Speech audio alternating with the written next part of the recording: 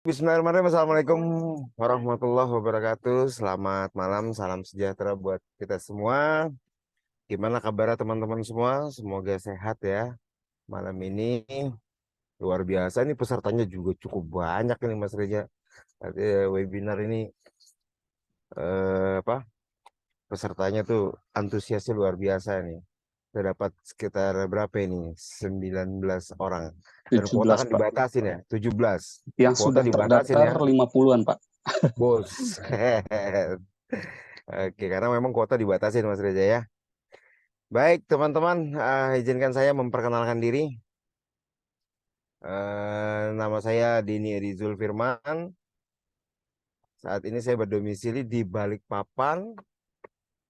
Eh, saya tinggal di Balikpapan, besar juga di Balikpapan. Ntar, ada gangguan sedikit nih.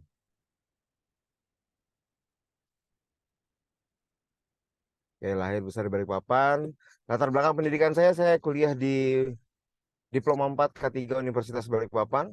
Kemudian saya lanjut lagi di S2 saya di program Magister K3 di Universitas Indonesia. Untuk kegiatan saya sehari-hari saat ini sebagai seorang konsultan dan trainer untuk sistem manajemen K3. Baik, teman-teman, lanjut aja tanpa basa-basi lagi. Mas Raja, mohon izin saya mau share dokumen untuk materi kita hari ini. Oke, silakan, Pak Dini. Mohon ditunggu ya, teman-teman.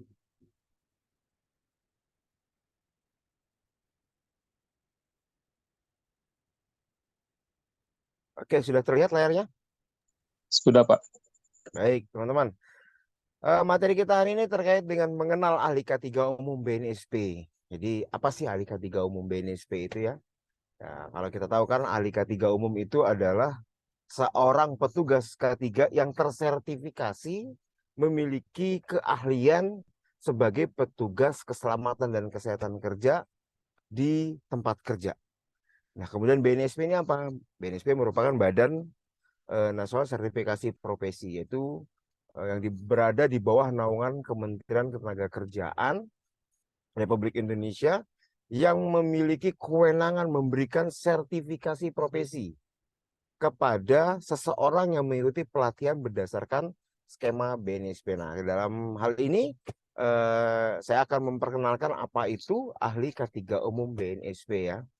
Jadi untuk menjadi ahli K3 umum BNSP itu bukan hanya sekedar sertifikasi, tapi juga suatu pengakuan akan kemampuan keahlian seseorang dalam mengantisipasi, mencegah, dan mengelola berbagai resiko kerja. Jadi teman-teman yang memiliki sertifikat ahli K3 umum BNSP, itu teman-teman mendapatkan sebuah pengakuan gitu. Sebuah pengakuan sebagai seorang yang kompeten gitu ya. Kompeten yang diterbitkan dari BNSP. Nanti BNSP ini akan menurunkan lagi dalam proses penerbitan sertifikasi itu melalui namanya lembaga sertifikasi profesi atau yang disebutnya secara umum kita kenal tuh LSP gitu ya. Nanti LSP itu akan bekerja sama lagi dengan PJK3 yang mengadakan pelatihan ya, contohnya seperti Gatra Solusi ini gitu ya. Jadi Gatra Solusi mengadakan pelatihan ahli K3 umum dengan beberapa peserta mungkin begitu. Nanti peserta ini akan diberi pembekalan keilmuan ahli K3 umum BNSP ya berdasarkan SKKNI yang udah diterbitkan oleh BNSP itu sendiri. Nah, kemudian akan peserta ini akan menghadapi ujian. Ujian yang dilakukan atau diakses oleh asesor dari LSP gitu. Nah, LSP ini akan melakukan asesmen kepada peserta training gitu ya, mulai dari kegiatan wawancaranya, pemenuhan portofolionya terkait dengan pekerjaan sebagai ahli K3 umum. Nah, kemudian nanti dari situlah baru bisa dinyatakan bahwa peserta training itu dinyatakan kompeten atau tidak gitu ya dari situ. Tapi di dalam pelatihannya mungkin nanti kalau Gatra Solusi memberikan pelatihan kepada teman-teman terkait dengan ahli K3 umum itu semuanya akan dibantu mulai dari trainernya yang akan memberikan materi-materi pemenuhan terhadap skema ahli K3 umum sehingga pada saatnya teman-teman ujian itu juga lebih mudah dan teman-teman sudah siap gitu ya, sudah siap menghadapi ujian gitu ya. dan juga dibantu oleh dari tim Getra sendiri itu untuk menyusun portofolionya gitu. Nah, teman-teman, yang paling penting adalah di dalam Alika 3 umum itu khususnya BNSP, teman-teman itu akan diajarkan untuk siap bekerja gitu. Ketika masuk ke dunia kerja, teman-teman tuh udah siap gitu. Udah siap banget. Kenapa? Di dalam materi Alika 3 umum itu semuanya akan diajarkan tentang praktek sebagai petugas Alika 3 umum. Kurang lebihnya seperti itu. Oke. Kita lanjut di slide berikutnya terkait dengan pengertian Alika 3 umum. Jadi Alika 3 umum BNSP itu diartikan sebagai perorangan yang diberi keahlian untuk mengidentifikasi, menilai, mengendalikan resiko di tempat kerja. Singkatnya seperti itu. Tapi sebenarnya di dalamnya jauh lebih banyak lagi gitu ya. Jadi teman-teman bisa membuat izin kerja atau yang biasa kita kenal istilah dengan work permit, kemudian bisa membuat risk assessment, job safety analysis, bisa menyusun program kerja K3, bisa melakukan real emergency gitu ya, dan lain sebagainya. Dan semua itu ada di dalam skema ahli K3 umum BNSP gitu. Kemudian kompetensi apa sih yang dicapai dalam mengikuti pelatihan ahli K3 umum BNSP itu? Jadi ahli K3 umum BNSP itu mampu membuat program eh, program risiko kerja atau program kerja HSE ya. Jadi kalau kalau kita kerja di satu perusahaan, itu biasanya kita membuat program kerja tuh, membuat program kerja untuk 1 tahun. Nah, di dalam pelatihan Alika 3 Umum BNSP itu akan diajarkan teman-teman, akan diajarkan bagaimana cara membuat program kerja selama 1 tahun gitu ya. Kemudian bagaimana mereviewnya gitu, membuat rencana, melaksanakan sampai dengan mereviewnya, bahkan sampai dengan nanti continuous improvementnya gitu ya.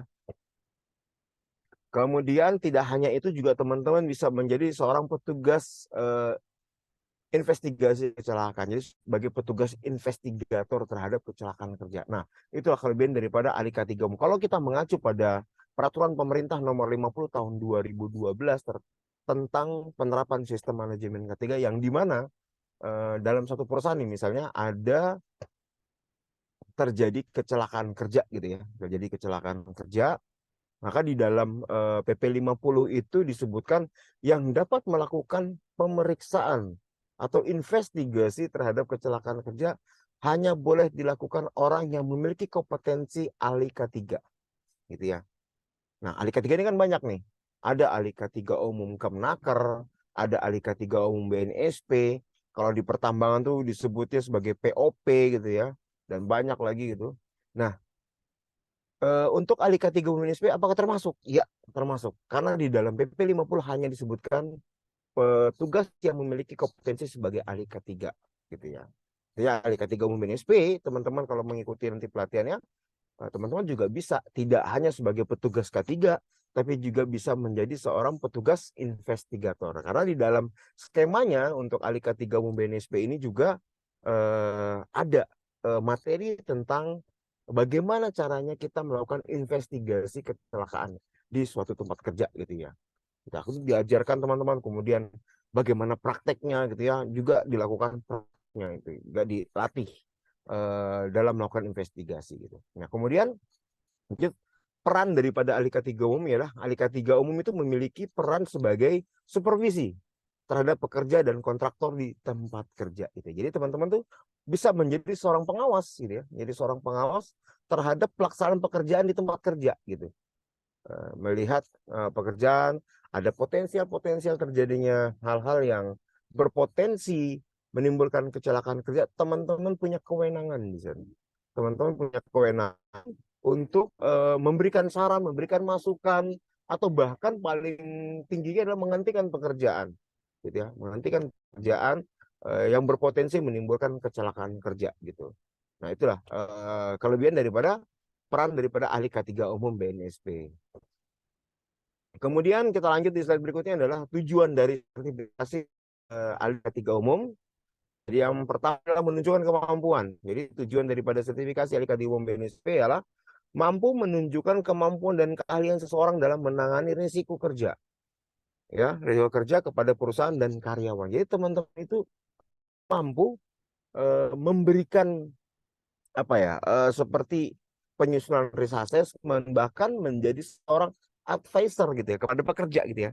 Jadi ketika pekerjaannya mereka butuh masukan-masukan terkait dengan bagaimana sih cara penanganan pengendalian bahaya risiko di tempat kerja, maka teman-teman lah di sini nanti yang berperan penting gitu ya, berperan penting memberikan saran atau masukan karena sebagai advisor gitu ya. Nah, bagaimana Pak terkait dengan pelatihannya? Apakah ada skemanya? Ada. Di dalam skema Alika 3 Umum BNSP ini ada bagaimana kita melakukan risk assessment gitu ya. Bagaimana kita melakukan manajemen risiko terhadap suatu pekerjaan mulai dari penetapan langkah kerja, kemudian menetapkan bahayanya, resikonya, bahkan kita bisa menghitung tingkatan resikonya. Ini resiko ini masuk kategori resiko rendah kah? Apakah resiko sedang atau resiko tinggi gitu ya. Nah, seperti itu. Nah, itu ada metriknya lagi nanti teman-teman. Nah, muncullah metriknya untuk mengetahui tingkatan risiko tersebut. Kemudian teman-teman juga akan mempelajari bagaimana caranya mengendalikan risiko-risiko tersebut gitu ya. Mulai dari tinggi yang harus diturunkan sampai dengan risiko terendah. Nah, di dalam skema BNSP itu akan mengacu pada peraturan pemerintah nomor 50 tahun 2012. Di dalam PP 50 2012 itu ada 5 langkah untuk melakukan pengendalian risiko gitu ya. Melakukan pengendalian risiko itu yang sebagaimana kita tahu di dalamnya ada eliminasi, ada substitusi, ada rekayasa engineering, ada administrasi dan AP, dan itu semua akan dipraktekkan teman-teman, dipraktekkan di dalam pelatihan sertifikasi ahli K3 umum BNSP gitu ya. Kemudian yang kedua adalah meningkatkan keselamatan. Jadi sertifikasi ahli K3 umum BNSP bertujuan pula untuk meningkatkan kualitas keselamatan kerja di tempat kerja dan meminimalkan risiko kecelakaan kerja. Jadi gini teman-teman, tidak harus sebagai orang petugas K3 ya orang K3 saja nih yang boleh mengambil K3 umum BNSP. Enggak, siapapun boleh selama syarat itu memenuhi. Mau teman-teman kerja sebagai HR gitu ya, sebagai orang operation, sebagai orang GA atau procurement dan lain sebagainya di dalam perusahaan, boleh nggak sih ikut ahli K3 umum? Boleh, selama persyaratan itu memenuhi gitu ya, memenuhi untuk mengikuti sertifikasi ahli K3 umum. Nah, terkait dengan persyaratan nanti akan kita bahas di slide berikutnya gitu ya teman-teman. Jadi dalam keilmuan ahli K3 umum itu adalah mengajak semua orang untuk terlibat artinya menjadi insan K3 gitu ya, menjadi insan K3 di tempat kerja. Jadi tidak hanya petugas K3 saja yang wajib mendapatkan sertifikasi ahli K3 umum, di luar dari peran orang petugas K3 juga bisa mendapatkan sertifikasi ahli K3 umum gitu ya. Kemudian menunjang produktivitas perusahaan. Jadi dengan adanya ahli K3 umum BNSP, perusahaan diharapkan menjadi lebih produktif dan efisien karena resiko kecelakaan kerja dapat diminimalisir. Nah, ini ada korelasinya lagi dengan Undang-Undang Nomor 1 Tahun 70 tentang keselamatan kerja, yang dimana di dalam Undang-Undang Nomor 170 itu ada 3 tujuan penerapan K3 di tempat kerja. Yang pertama adalah mencegah terjadinya kecelakaan kerja dan penyakit akibat kerja kepada tenaga kerja. Yang kedua, menjaga keefektifan, keselamatan, dan kesiap gunaan terhadap peralatan yang akan dipakai dalam pekerjaan. Dan yang ketiga adalah meningkatkan produktivitas gitu ya. Jadi kalau di tempat kerja kita ada petugas ahli K3 umum yang tersertifikasi BNSP, maka peran dia itu cukup membantu teman-teman, membantu perusahaan. Ya, dalam hal ini dia bisa melakukan analisa potensial terjadinya kecelakaan kerja gitu ya. Sehingga apa? Sangat terbantu sekali perusahaan. Jadi yang tadinya mungkin perusahaan nggak tahu nih kalau melakukan suatu pekerjaan itu memiliki bahaya dan risiko gitu kan. Tapi ketika memiliki petugas yang tersertifikasi ahli K3 umum BNSP, dia akan tahu nih, oh pekerjaan yang kita lakukan ini memiliki risiko nih, gitu. Ada potensial terjadinya kontak bahaya nih. Pekerjaan dengan bahaya terjadi kontak sehingga menimbulkan risiko. Nah, di sini petugas ahli K3 umum tadi nih yang akan melakukan asesmen tadi, gitu. Kemudian dia memetakan bagaimana langkah-langkah amannya gitu ya, langkah-langkah amannya untuk melakukan agar pekerjaan tersebut bisa dilakukan tapi dengan aman gitu ya. Jadi mengarahkan kepada pekerja itu untuk mendahulukan keselamatan dirinya gitu ya. Kemudian pekerjaan itu bisa dilakukan gitu ya. Gitu teman-teman. Tujuan daripada sertifikasi ahli K3 umum. Kemudian manfaat daripada sertifikasi ahli K3 umum itu. Yang pertama adalah memperkuat kompetensi gitu ya. Jadi sertifikat ahli K3 umum BNSP dapat membantu untuk memperkuat kompetensi pekerja dalam mengantisipasi, mencegah dan mengatasi berbagai risiko di tempat kerja. Mungkin gini, kan muncul tuh biasanya ada pertanyaan yang secara umum yang muncul adalah apa perbedaan antara ahli K3 umum BNSP dengan ahli K3 umum Kemenaker gitu. Teman-teman, pengalaman saya sebagai tenaga pengajar atau trainer di dunia K3 gitu ya. Sepanjang pengetahuan saya perbedaannya adalah di dalam ahli K3 umum Kemenaker itu lebih banyak mengulas tentang peraturan perundang-undangan tentang K3. Jadi membahas semua tentang kewajiban-kewajiban gitu ya yang sudah ditetapkan oleh pemerintah melalui peraturan perundangan, baik itu peraturan mulai dari undang-undang, kemudian turun ke peraturan presiden, turun ke peraturan menteri, kemudian turun lagi ke keputusan menteri, terus sampai dengan level yang paling bawah gitu ya. Nah, bedanya apa dengan yang ada di BNSP? Kalau BNSP itu lebih kepada praktek pekerjaan teman-teman, seperti membuat JSA, kemudian membuat work permit, kemudian membuat rencana kerja dan lain sebagainya gitu ya. Sampai dengan drill emergency gitu. Jadi bedanya di situ. Ahli K3 umum BNSP ini siap kerja di lapangan, sementara ahli K3 umum Kemenaker ini mereka siap kerja untuk administrasi di perusahaan gitu ya. Jadi beda kompetensi yang didapatkan gitu ya. Kemudian yang kedua adalah meningkatkan karir. Jadi sebuah sertifikat ahli K3 BNSP itu akan memberi nilai tambah pada karir pekerja. Karena apa? Yang memperlihatkan kemampuan dan pengetahuan dalam bidang keselamatan kerja. Jadi otomatis teman-teman, jadi ada beberapa pengalaman juga gitu ya. Sekitar tahun 2009-2010 dulu itu ada beberapa pekerja K3 gitu ya. Sekelompok pekerja K3 itu yang dulunya jabatannya adalah seniman teman-teman.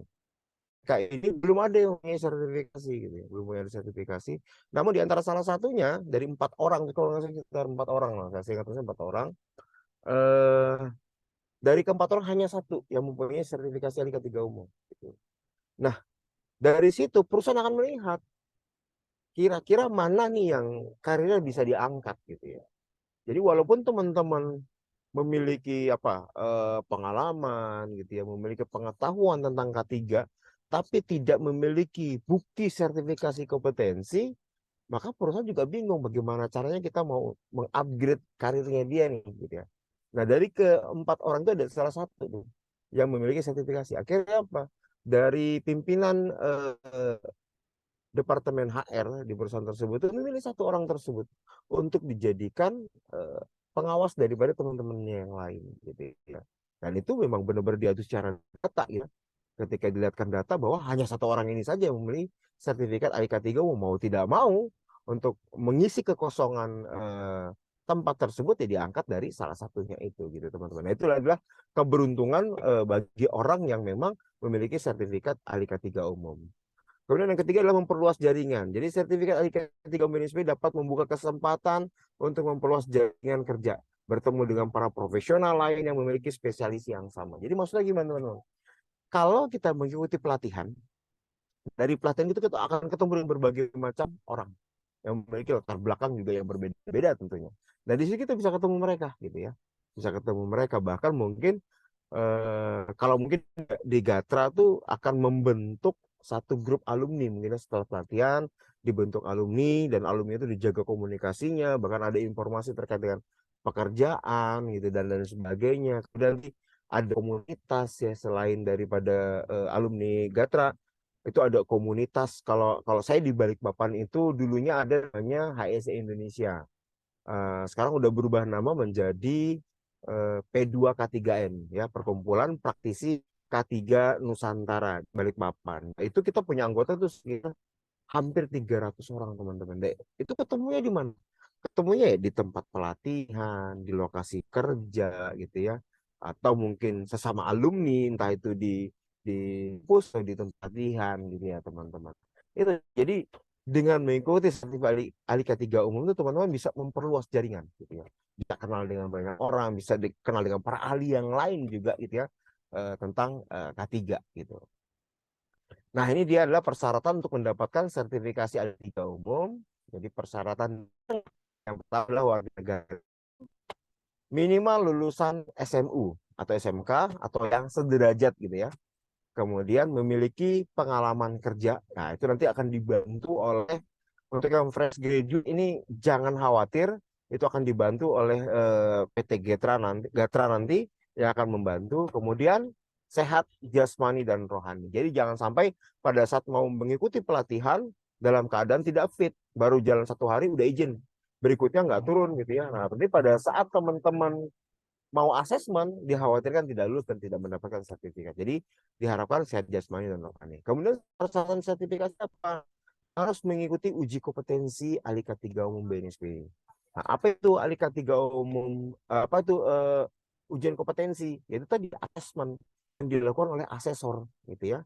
Nah, jadi asesor melakukan asesmen terhadap peserta uji sebagai sesi gitu ya, untuk melihat sejauh apa sih pemahamannya terhadap penerapan K3 di tempat kerja. Nah, untuk mendapatkan itu maka kita harus mengikuti pelatihan dulu gitu ya, sehingga bisa mengikuti uji kompetensi dan ketika kita berhasil maka kita akan mendapatkan sertifikat. Jadi harus lulus uji teori dan praktik yang diberikan daripada asesor dari LSP gitu teman-teman. Sangat mudah banget kan ya. Kemudian bagaimana proses sertifikasi Alika 3 umum? Yang pertama mengikuti dulu pelatihan. Jadi ada pembekalan dulu. Jadi peserta harus mengikuti pelatihan K3 kurang lebih sekitar 4 hari yang diselenggarakan oleh PJ K3 yang telah mendapatkan rekomendasi oleh lembaga sertifikasi profesi gitu ya. Jadi dapat rekomendasi dari LSP, PJK3-nya bisa mengadakan kelas, buka kelas terkait dengan Alika 3 umum. Jadi teman-teman ikut di sana sesuai dengan skema yang ditetapkan oleh BNSP terkait dengan Alika 3 umum gitu ya. Selama beberapa hari teman-teman ikut pelatihan, kemudian nanti di hari terakhir teman-teman mengikuti namanya ujian teori dan praktiknya. Jadi peserta diwajibkan mengikuti ujian teori dan praktik diadakan oleh lembaga sertifikasi profesi yang telah mendapatkan izin dari Badan Nasional Sertifikasi Profesi atau BNSP gitu. Jadi untuk PJK 3-nya itu mendapatkan rekomendasi dari LSP, itu bekerja dengan LSP. LSP begitu, LSP juga mendapatkan izin daripada SP-nya atau Badan Nasional Sertifikasi Profesi. Nah, BNSP berada di bawah naungan Kemenaker sebagaimana di awal tadi yang saya sampaikan gitu ya. Nah, kemudian setelah teman-teman mengikuti pelatihan, kemudian uji dan praktik, karena teman-teman kan atau memberi sertifikat bagi peserta ujian teori dan praktik akan mendapatkan sertifikat serta dapat memperpanjang sertifikat itu setiap 3 tahun setelah dinyatakan layak gitu ya. Nah, pertanyaannya gini, gimana nih kalau misalnya pada saat ujian teori dan praktek ternyata kita nggak lulus gitu? Diberi kesempatan, biasanya diberi kesempatan sekali lagi atau diberi kesempatan 1 kali untuk mengikuti ujian teori dan praktek gitu ya. Nah itu biasanya nanti dari PJK 3 akan bantu tuh, akan membantu sampai teman-teman lulus dan menerima sertifikat gitu. Kemudian nah ini kita masuk yang tadi udah saya bahas di depan ya, perbedaan Alika 3 umum BNSP dengan Alika 3 umum Kemenaker. Jadi adalah badan sertifikasinya dulu. Alika 3 umum BNSP itu disertifikasi oleh BNSP gitu ya. Sementara Alika 3 umum Kemenaker itu disertifikasi oleh kementerian langsung teman-teman. Jadi mendapatkan sertifikatnya untuk Alika 3 umum BNSP itu dari BNSP. Kalau untuk K3 umum Kemenaker dapatnya dari Kementerian Ketenagakerjaan dan Transmigrasi gitu ya. Yang kedua terkait dengan cakupan materi. Jadi program sertifikasi Alika 3 umum BNSP lebih kepada praktisnya K3 yang ada saya sampaikan tadi ya. Jadi praktis-praktis yang ada di tempat kerja itu yang diajarkan atau yang disampaikan kepada peserta pelatihan Alika 3 gitu ya. seperti pembuatan risk assessment, pelaksanaan tanggap darurat, inspeksi, pembuatan izin kerja, macam investigasi insiden dan lain sebagainya, gitu ya. Sedangkan ahli K3 Kemenaker lebih kepada pemahaman terhadap peraturan perundang-undangan. Apakah di Kemenaker juga ada? Ada, tapi tidak sedalam cakupan materi yang ada di BNSP. Begitu juga karena ada plus teman-teman. Teman-teman yang ahli K3 umum BNSP itu terkait dengan peraturan perundang-undangan hanya yang menyentuh dengan materi saja, yaitu yang diajarkan. Gitu. Sementara kalau teman di ahli K3 umum Kemenaker hampir semua undang-undang dipelajari gitu. Tapi perbedaan selanjutnya adalah materi selanjutnya adalah ketika praktis yang ada di tempat kerja. Nah, itu dikuasai banget oleh teman-teman ahli K3 BNSP gitu ya. Kemudian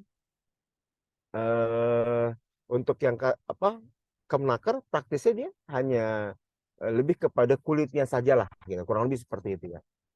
Kemudian syarat pendidikan tadi sudah dijelaskan. Jadi peserta ahli K3 BNSP itu memiliki ijazah minimal SMU atau SMK. Sedangkan ahli K3 umum Kemenaker itu minimal sarjana diploma K3. Jadi kalau yang SMU SMK nggak bisa ngambil untuk yang di Kemenaker gitu ya. Tapi kalau yang lulusan SMU SMK itu bisa ngambil di BNSP gitu teman-teman.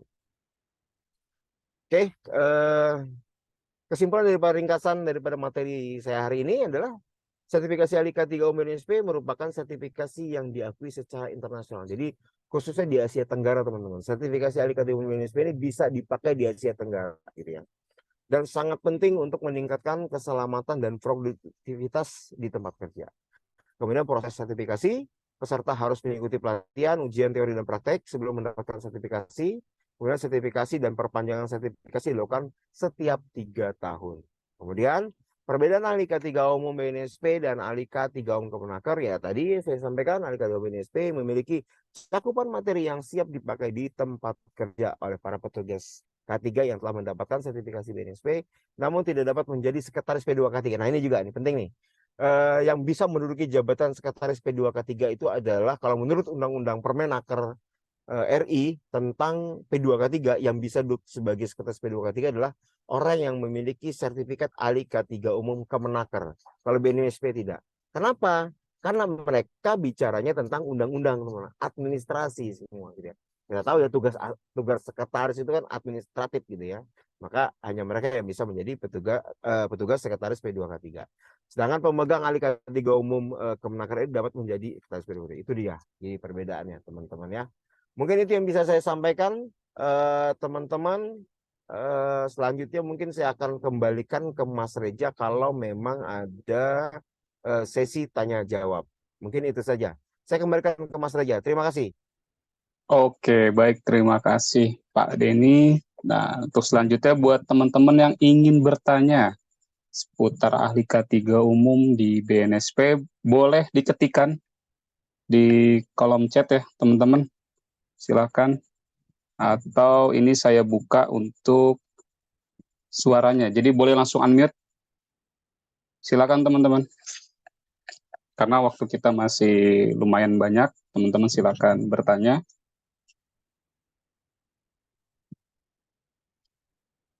Oke, atau mungkin dari Pak Denny ada tambahan lagi Pak seputar misalkan nanti di dunia kerjanya seperti apa, terus kompetensi apa aja yang utama ya untuk di dunia kerja terutama K3 umum Pak. Sorry Pak, di unmute dulu Pak. Iya. Maaf Mas Reja. Jadi gini, terima kasih Mas Reja ya. Jadi gini teman-teman, berdasarkan pengalaman saya tuh mengajar di JK3 terkait dengan ahli K3 umum BNSP. Kalau saya melihat daya serap ya, daya serap tenaga kerja itu perusahaan itu banyak banget, khususnya di Balikpapan ini banyak banget project gitu ya, banyak banget project mulai dari RDMP, IKN gitu kan.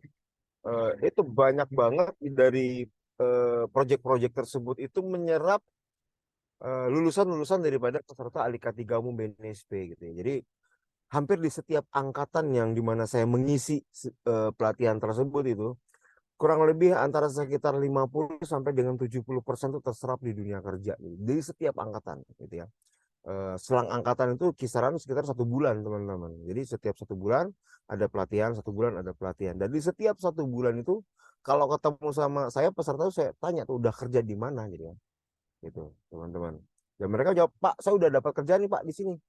Bahkan tuh yang cukup mengagetkan saya ada salah satu peserta itu ketika dia lulus pelatihan SMK, pelatihan Alika 3 UMBNSP itu dapat panggilan di tempat kerja itu sampai 5 perusahaan yang manggil dia gitu. Bahkan dari situ dia punya nilai bargaining gitu ya, nilai bargaining eh, berapa sih harga yang bisa saya dapatkan gitu atau gaji yang saya dapatkan gitu ya, dengan saya memiliki kompetensi ini gitu. Bahkan sampai perusahaan itu bisa menawarkan harga yang cukup fantastis gitu ya teman-teman. Padahal dia hanya petugas K3 yang akan ditempatkan di lapangan gitu ya. Eh, Terkait dengan yang perempuan juga ada kemarin ya di IKN itu, peserta kita itu kalau nggak salah ada sekitar 5 orang perempuan dan lima-limanya itu terserap semua di dunia kerja di IKN. Jadi benar-benar dibutuhkan mereka itu ya yang memiliki sertifikat Alika 3 umum BNSP ini. Gitu. Jadi mudah sekali untuk mendapatkan pekerjaan teman-teman. Yang penting teman-teman menguasai pada saat materi disampaikan, teman-teman kuasai. Dan kalau memang ada hal-hal yang teman-teman masih bingung atau tidak mengerti gitu ya, manfaatkan momen tanya jawab kepada trainernya gitu, tanyakan gitu sampai benar-benar teman-teman tuh memahami gitu ya. Ya kalau di dalam pelatihan tuh biasanya kalau saya langsung adakan praktek praktek berdasarkan praktis-praktis K3 yang ada di tempat kerja. Jadi saya buat kelompok gitu, saya buat kelompok dari masing-masing kelompok itu mengerjakan ada namanya worksheet, mereka mengerjakan worksheet. Kalau worksheet itu mereka presentasikan di depan teman-teman sendiri gitu ya. Jadi teman-temannya bisa mengkoreksi, bisa mereview, termasuk saya juga bisa mereview di situ.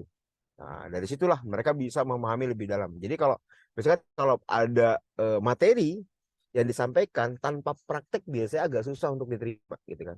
Nah, di dalam Alika 3 UMBNSP ini ada materinya, ada teorinya, ada prakteknya gitu ya. Jadi benar-benar maksimal tuh ilmunya benar-benar terserap gitu teman-teman gitu ya. Jadi sangat bermanfaat sekali kalau teman-teman mengikuti pelatihan Alika 3 umum BNSP ini. Ya, gitu mungkin Mas Reja. Mungkin ada pertanyaan dari teman-teman atau mungkin dari Mas Reja nih. Silakan. Oke, ini sebelum saya, oke ini di kolom chat. Oke, ada pertanyaan dari Mas Haryanto. Berapa lama masa berlakunya sertifikasi ahli K3 umum BNSP di dunia kerja? Masa berlaku Alika 3 umum BNSP itu kurang lebih sekitar 3 tahun ya Mas Reja ya. Yang saya itu sekitar 3 tahun.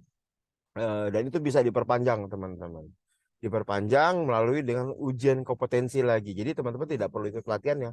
Hanya melakukan perpanjang uji kompetensi ketika dinyatakan layak maka bisa diperpanjang. Gitu Mas Reja. Semoga terjawab. Oke, ada lagi selain Mas Haryanto. Nah, ini dari Mas Herman. Peluang kerja sebagai jasa konsultan bagaimana ya? Nah, seperti itu Pak Denny. Oke, maksudnya jasa konsultan seperti apa? Apakah mau menjadi tenaga konsultan setelah mengikuti Alika 3 atau gimana nih? Atau bekerja di perusahaan jasa konsultan? Jadi gini, kalau untuk menjadi seorang konsultan K3 itu teman-teman butuh jam terbang nih, gitu ya. Tetap harus memiliki kompetensi dengan bukti sertifikasi. Jadi sudah punya sertifikasi dan ada bukti pelaksanaan di tempat kerja, ada jam terbangnya dalam proses di tempat kerja. Teman-teman membangun sebuah sistem di tempat kerja, sistem K3 gitu ya, dan udah teruji gitu ya hasil kerja teman-teman dengan cara mendapatkan sertifikasi. Kalau di Indonesia itu mungkin ada sertifikasi SMK 3 BP 50 gitu ya, atau yang internasional kita kenal dengan ISO 45001. Teman-teman udah bisa menyusun itu, kemudian tersertifikasi, nah itu teman-teman bisa menjadi petugas atau perseorangan jasa konsultan gitu ya. Gitu mungkin Mas Reja. Tetap butuh jam terbang gitu ya. Tidak jadi konsultan nggak langsung ikuti pelatihan langsung keluar jadi konsultan nggak. Jadi konsultan itu butuh jam terbang teman-teman ya. Beda ya. Jadi kalau Alika 3 minus ini untuk menjadi petugas petugas K3 di tempat kerja. Gitu Mas Reja. Oke, baik. Terima kasih, Pak Denny. Ini ada pertanyaan juga dari Mbak Gina. Izin bertanya, Pak, bagaimana sistem birokrasi antara ahli K3 dan perusahaan atau lembaga jika terdapat kasus kecelakaan kerja? Terima kasih. Baik, bagus banget pertanyaan Mbak Gina nih. Jadi bagaimana birokrasi ketika menghadapi ada satu kecelakaan kerja gitu ya. Tugas kita yang pertama sebagai petugas K3 di tempat kerja adalah mengamankan dulu lokasi kecelakaan kerja. Jadi kalau kita mengacu pada Permenaker tentang pelaporan kecelakaan kerja, di sana kita punya waktu 2 kali 24 jam untuk membuatkan laporan kecelakaan kerja tersebut kepada Dinas Tenaga Kerja khususnya di bidang kepengawasan gitu ya. Jadi birokrasi pertama adalah langkah awalnya adalah amankan dulu lokasi, kemudian ambil data secepat mungkin gitu. Sebisa mungkin secepat mungkin gitu. Ambil data baik itu melalui video, melalui foto gitu ya, melalui interview dengan para saksi dan korban gitu ya, dan lain sebagainya. Nah, kemudian dari situ kita akan buatkan laporan. Laporannya kita sampaikan ke manajemen. Kita sampaikan manajemen bahwa telah terjadi kecelakaan mulai dari kronologi dan lain sebagainya, itu kita sampaikan kepada manajemen dan itu segera kita laporkan kepada Dinas Tenaga Kerjaan. Nah, teman-teman jangan sampai tidak menyampaikan laporan tersebut kepada Dinas Tenaga Kerjaan. Sangat berbahaya sekali nih. Ketika terjadi kecelakaan tidak ada laporan sampai ke Dinas Tenaga Kerjaan, yang dikhawatirkan adalah ketika ada korban atau ada ya korban lah yang mungkin jadi korban dari kecelakaan tersebut, dia menuntut apa haknya dan tidak sempat kita laporkan, padahal bisa jadi kecelakaan itu bisa jadi kesalahan dilakukan oleh si korban itu tadi gitu. Nah, karena tidak ada laporan, dia lapor ke Disnaker lebih dari 24 jam, maka bisa jadi dia yang akan dilindungi gitu. Nah, tugas kita sebagai petugas K3 itu sampaikan ke manajemen bahwa ada peraturan terkait tentang laporan kecelakaan kerja yang memang harus kita penuhi. Jadi kembalikan lagi kalau untuk birokrasi adalah sampaikan kepada manajemen bahwa ini ada aturan yang mengikat yang sudah ditetapkan oleh pemerintah. Kalau kita tidak melaksanakan, maka berisiko menjadi pidana terhadap perusahaan. Gitu sih. Jadi disampaikan terkait dengan peraturan perundangan saja dulu gitu kepada perusahaan. Jadi sampaikan kalau tidak dilaporkan, maka berpotensial terjadinya kerugian bagi perusahaan lebih besar daripada kita tidak melaporkan. Gitu. Mungkin Mas Reja. Oke, baik. Silakan Terima kalau ada kasih. lagi. Ada lagi nih, Pak Denny dari Mas Dede. Izin bertanya, Pak, apakah bisa menjadi ahli K3 umum kalau pendidikannya SMA atau SMK sederajat?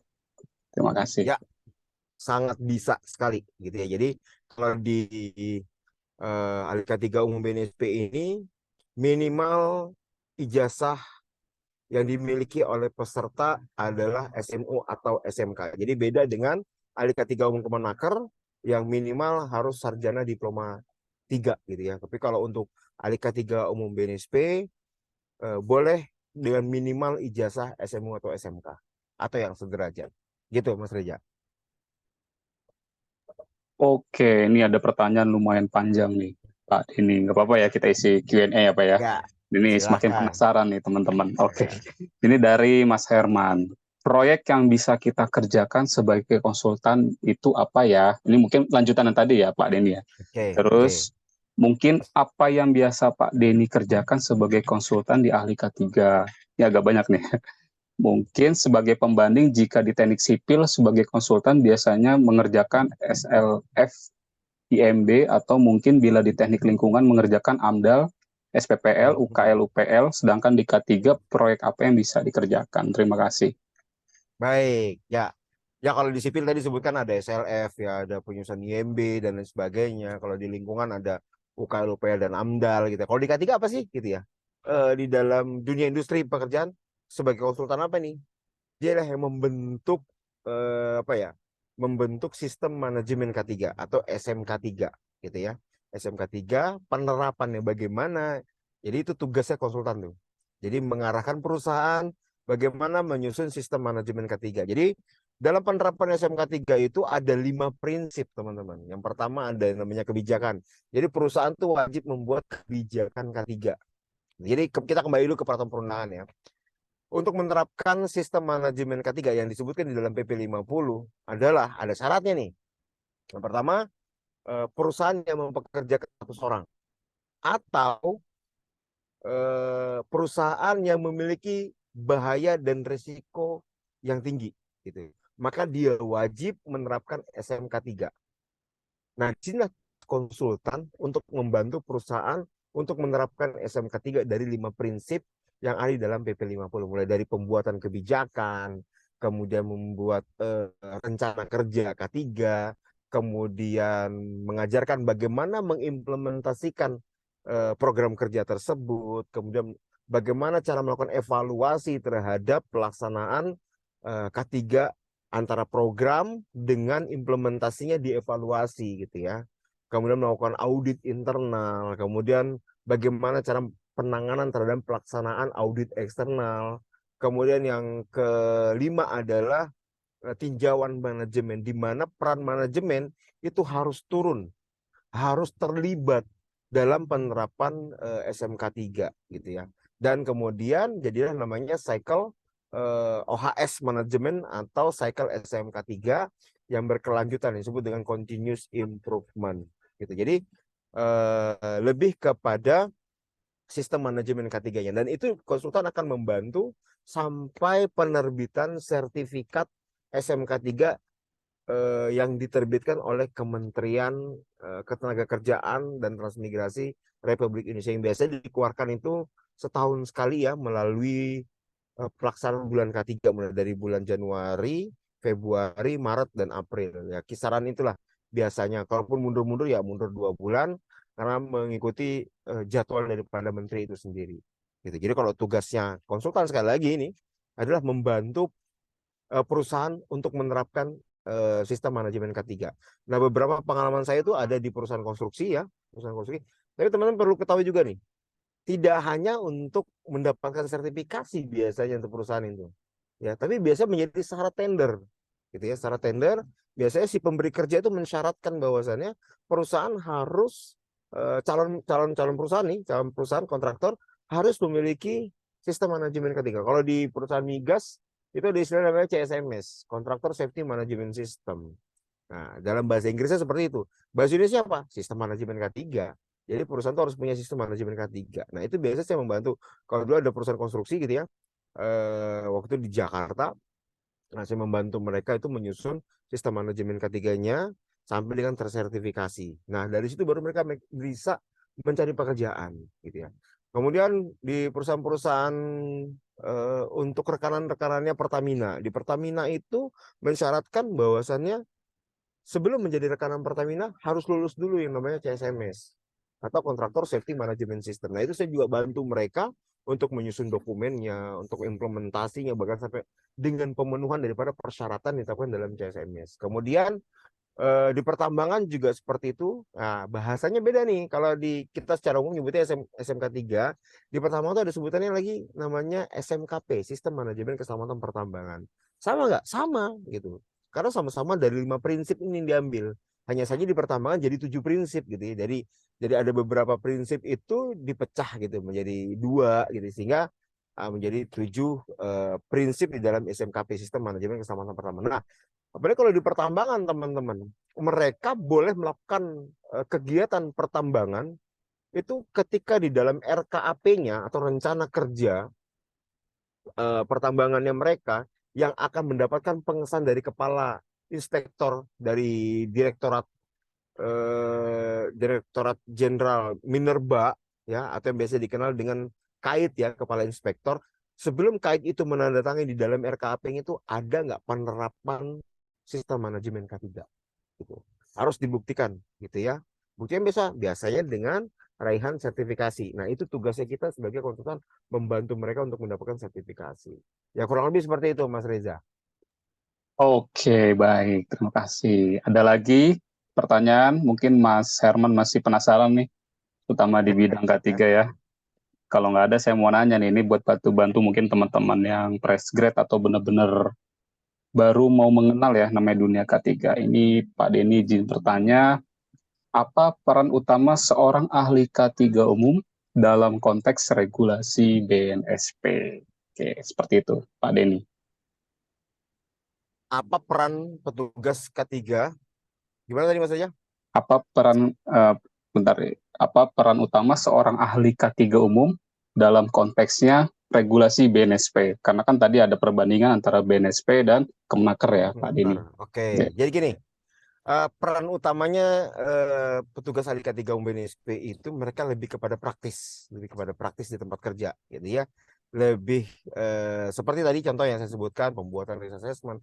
Ahli K3 umum Konaker bisa nggak? Bisa, nggak ada, sama gitu. Hanya saja kedalaman kemampuan itu lebih kuat di pemegang sertifikat ahli K3 UMBNSP. Kenapa saya bilang begitu? Karena skemanya saja dalam pelaksanaan pelatihan itu ditekankan di situ. Menjadi petugas investigasi insiden, kemudian menjadi petugas penyusun rencana tanggap darurat, menjadi petugas inspeksi dalam melakukan inspeksi peralatan keselamatan kerja, dan itu dilakukan oleh teman-teman yang memiliki sertifikat ahli K3 umum BNSP, karena materinya saja mereka mumpuni. Kalau saya bilang materinya itu benar-benar materi praktis yang mereka dapat gitu ya, berbeda dengan materi ahli K3 umum Kemenaker hanya membahas tentang peraturan perundang-undangan saja, tentang terkait dengan sejauh apa sih tugas perusahaan itu untuk memenuhi pemenuhan peraturan perundangan. Nah, itu ada di ahli K3 umum Kemenaker. Tapi kalau untuk ahli K3 umum BNSP lebih kepada praktisnya gitu, lebih kepada tugas tugas pokoknya sebagai petugas K3 di tempat kerja. Gitu dia, Mas Reja. Oke, baik, terima kasih. Ada lagi teman-teman sebelum saya nanya nih, karena kita masih ada, oke lah, ada beberapa pertanyaan lagi ya Pak Denny ya, buat membantu teman-teman yang mungkin masih penasaran tentang bidang K3 ya, terutama ahli K3 umum. Oke nih, kalau nggak ada, saya nanya lagi Pak Denny. Pertanyaan Silakan, ke, Mas Reja. ya, pertanyaan kedua, apa saja tren terbaru dalam bidang K3 umum yang mungkin mempengaruhi peran dan tanggung jawab seorang ahli K3 umum? Oke, tren terbaru. Kalau di dunia K3 itu trennya selalu angka kecelakaan sih.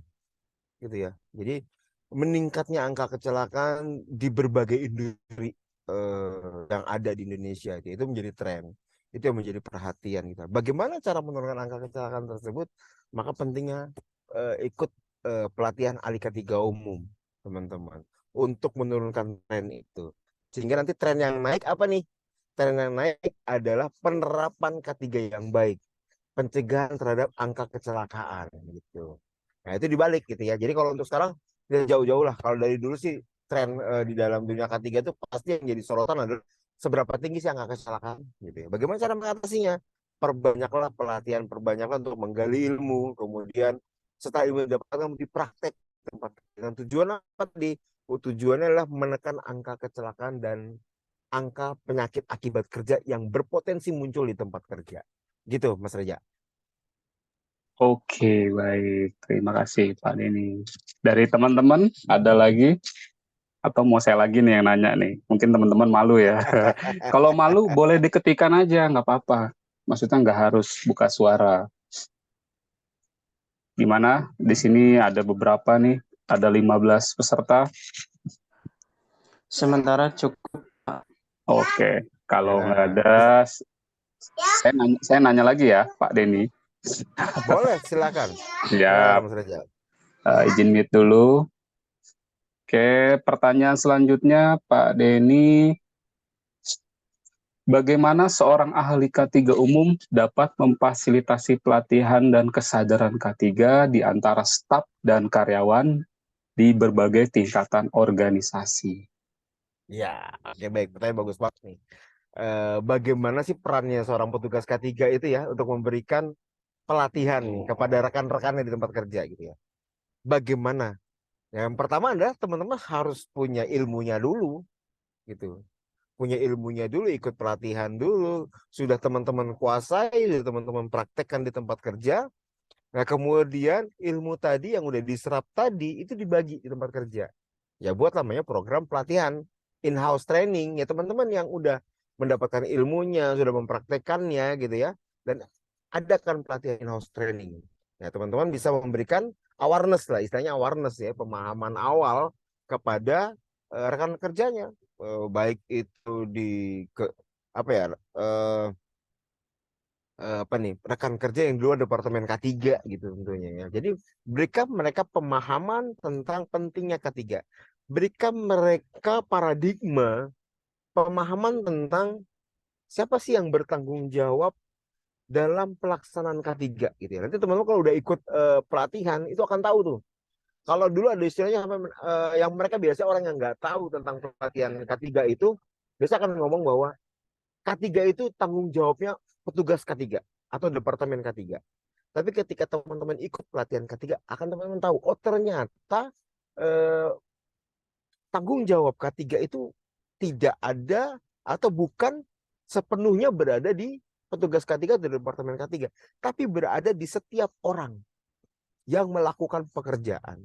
Nah, teman-teman bisa sampaikan persepsi itu, merubah paradigma tadi kepada rekan kerja, gitu ya. Tapi tentunya harus mengikuti pelatihan dulu biar biar apa yang teman-teman sampaikan itu benar-benar sesuai gitu, sesuai dengan harapan, sesuai dengan skema, sesuai dengan peraturan perundangan yang berlaku di Indonesia. Seperti itu, Mas Reza. Oke, baik. Mungkin satu lagi nih Pak Denny dari saya ya. Siap. Siap. Oke, satu pertanyaan terakhir dari saya, apa yang menjadi tantangan utama dalam mengimplementasikan praktik K3 yang baik dalam berbagai jenis industri, Pak? Oke. Mungkin itu. Siap. Tantangan gitu ya. Tantangan biasanya sih kita berhadapan dengan person yang belum memahami tentang pentingnya K3 gitu ya. Jadi kita kalau di tempat kerja itu akan berhadapan dengan orang-orang yang beranggapan bahwa K3 itu apa ya, pemborosan atau K3 itu hanya pajangan gitu ya. Kita akan berhadapan itu. Tantangan kita di tempat kerja itu gitu ya. Tapi kita harus mempunyai kedewasaan dalam memberikan edukasi terhadap orang-orang ini gitu. Makanya di dalam pelatihan Alika 3 Umum itu akan diajarkan tentang teori yang namanya ada teori iceberg ya, teori gunung es, ada teori domino, ada teori segitiga kecelakaan. Nah, dari teori-teori itulah nanti yang akan disampaikan kepada pekerja yang tadinya pekerja atau bahkan manajemen nih. Ada level manajemen yang menganggap K3 itu pemborosan gitu. Tapi ketika diajarkan teori-teori tersebut dan kemudian dibuktikan dengan praktik-praktik yang ada, dibuktikan dengan contoh kasus yang ada di dunia kerja, akan merubah paradigma tuh. Jadi tantangan kita itu kita merubah paradigmanya mereka yang tadi menganggap bahwa K3 itu adalah beban, dirubah menjadi paradigmanya adalah K3 itu merupakan nilai investasi yang sangat penting dan wajib harus ada di tempat kerja gitu. Jadi K3 itu bukan beban, tapi K3 adalah sebuah kebutuhan. Nah, bagaimana cara melakukannya? Teman-teman harus ikut pelatihan dulu, kemudian dari pelatihan pemahamannya udah masuk, memahami beberapa teori tentang K3, dan itu yang disampaikan kepada mereka. Itu bagaimana cara mencegah kecelakaan, bagaimana cara melakukan memanage suatu pekerjaan, biar pekerjaan itu biar tetap aman mulai dari awal pekerjaan dimulai sampai dengan selesainya pekerjaan itu tetap terjamin keselamatan tenaga kerja gitu ya. Itu yang menjadi tantangan biasanya kalau di tempat kerja kita akan berhadapan dengan orang-orang yang masih punya paradigma, kalau saya bilang sih paradigma kuno yang mengatakan bahwa ketiga itu hanya beban gitu. Bahkan yang paling lucu lagi yang pernah saya menghadapi itu adalah ada istilah istilahnya benar gitu. Hanya saja mereka pemahaman terhadap istilahnya yang kurang tepat. Ada istilah begini, no safety, no job. Artinya apa? Sebenarnya eh, pekerjaan kalau tidak aman itu tidak boleh dilakukan, gitu. Tapi pemahamannya mereka adalah, ya mohon maaf mungkin latar belakang mereka tentang pemahaman terhadap bahasa Inggrisnya mungkin kurang. Mereka beranggapan bahwa tidak ada petugas safety maka pekerjaan tidak boleh dilakukan, gitu. Benar bukan itu artinya? Artinya adalah ketika pekerjaan itu tidak aman, tidak safe untuk dilakukan pekerjaan, maka pekerjaan itu tidak boleh dilakukan gitu. Nah, itu menjadi tantangan juga kita untuk menyamakan persepsi atau paradigma tadi gitu ya, bahwasannya no safety no job itu adalah kalau nggak aman jangan kerja. Lalu bagaimana cara supaya pekerjaan itu aman? Nah, itu tugas kita memberikan advice kepada mereka. Gitu mungkin Mas Reza. Oke, baik. Terima kasih Pak Denny atas jawabannya. Dari teman-teman, mungkin masih ada yang penasaran nih, atau mungkin yang nantinya ingin berkarir di bidang K3. Saya lulusan SLTA nih, kan tadi sudah dijelaskan ya, dengan lulusan SLTA atau sederajat, teman-teman sebenarnya sudah bisa mengikuti sertifikasi BNSP. Kecuali yang memang sertifikasi Kemenaker itu memang harus dari minimal D3. Seperti itu. Kalau memang tidak ada pertanyaan lagi, kita foto bersama dulu, Pak Denny, Mas sebelum Reja, kita akhiri. gini, Hmm?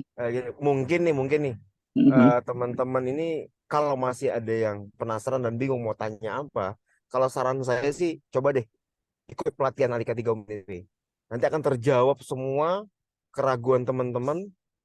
Mungkin pertanyaan yang nggak bisa keluar hari ini di Zoom meeting ini nggak bisa keluar. Nanti mungkin di pelatihan itu baru teman-teman bisa tergambar. Oh, atau mungkin ada yang mungkin dari salah satu peserta mungkin ada yang apa sih Alika 3 UMB NSP ini apa yang mau saya tanyakan saya masih belum belum ngerti ini gitu. Nah, saran saya ikut pelatihannya. Biar nanti wawasan teman-teman terbuka. Oh, ini tuh yang namanya Alika 3 Umum BNSP gitu. Sehingga bisa paham. Nah, dari situ teman-teman baru bisa muncul tuh berbagai pertanyaan. Oh, bagaimana dengan ini, bagaimana dengan ini. Mungkin seperti itu mungkin Mas Reza. Oke, baik. Terima kasih. Sebenarnya memang kalau untuk malam ini bisa dibilang hanya kulitnya ya Pak Denny ya. Kalau mau yang lebih, yang mau benar-benar lebih jelas tuh ya ikut sertifikasinya yang full day Betul, betul. gitu. Untuk K3U itu ada 3 hari, itu benar-benar akan dijelaskan banyak sekali. Oke, Betul. teman-teman, kita oke, sebelum ini ada pertanyaan lagi, kalau nggak ada kita tutup, tapi sebelum kita closing kita foto bersama dulu ya Pak Denny. Boleh Mas Lukman, Mas Fauzi, Mas Dede, Mas Herman, terus yang lainnya boleh diaktifkan kameranya. Oke, ini buat teman-teman yang aktif di sosial media, terutama di LinkedIn, boleh di-share. Barangkali ada recruiter yang mungkin melirik, oh Mas Lukman ternyata ikut loh, aktif loh webinar tentang K3. Nah, gitu ya teman-teman ya. Oke, yang lain mana nih? Baru beberapa. Mbak Firda, terus Mbak Siti, nah udah ada ya. Terus Mbak Gina nih, yang ceweknya baru Mbak Siti aja nih yang muncul nih. Oke, di insya Allah nanti calon-calon K3 nih, mungkin bisa jadi praktisi K3 nih Pak Denny nih yang Oh iya, hadir Mas malam Reza, nih. Mm-mm, mohon izin nih, mohon izin. boleh. Sedikit teman-teman, aduh, mohon maaf nih sebentar. Kepencet saya, sebentar, sebentar. Gini teman-teman, yang menjadi hal penting ya untuk petugas K3. K3 itu dibutuhkan di industri manapun. Di industri manapun sangat sekali butuh. Artinya apa? Karir untuk menjadi seorang ahli K3 di dunia kerja itu nggak pernah putus teman-teman. Nggak pernah putus dan itu selalu dibutuhkan gitu ya. Jadi sangat-sangat bermanfaat sekali kalau teman-teman itu mengambil kesempatan. Apalagi sekarang ini kan teknologi itu selalu berkembang. Semakin berkembang, semakin maju. Dan K3 itu sangat dibutuhkan pada berbagai macam industri. Jadi eh, kalau saya bilang jangan ragu dan jangan takut untuk memutuskan masuk dalam pelatihan K3 dan berkarir di dunia K3 itu jangan takut gitu ya. Jadi udah banyak banget contohnya gitu ya yang mereka tuh berkarir di dunia K3 itu bahkan mereka udah sampai di posisi yang kalau saya bilang udah posisi puncak tuh dan mereka berhasil gitu. Jadi itu pesan saya mungkin Mas Reja. Terima kasih.